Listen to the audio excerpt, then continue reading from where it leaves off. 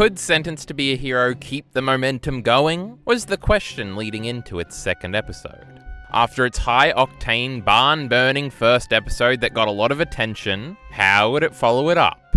And we now have an answer. The answer was not really, but I thought this episode was a little better.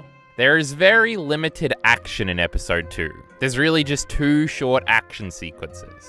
They looked pretty good, I guess, but they weren't exactly anything special. It'll be very interesting to see if the lack of action scares off, or perhaps bores off, some of the action-centric viewers the show would have collected from its first outing. That remains to be seen.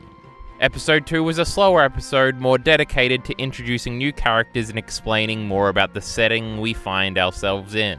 There's a rather intriguing shot of a modern-looking tank destroyed on the side of the road. What's up with that?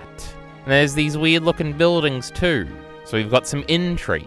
That was interesting. The new characters? Well, they aren't as interesting.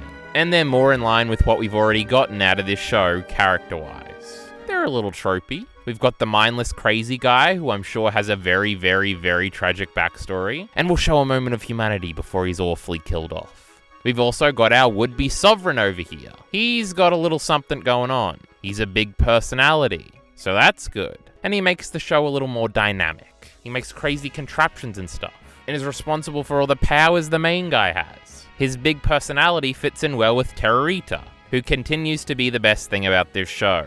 She had various very, very, very cute moments in this episode, where she was demanding integrity and subsequent praise from her knight. Her calling him out for wanting to go back to sleep after she looks the other way, that was cute. Her trying to be helpful, not to be helpful, but in order to get praise, that was great.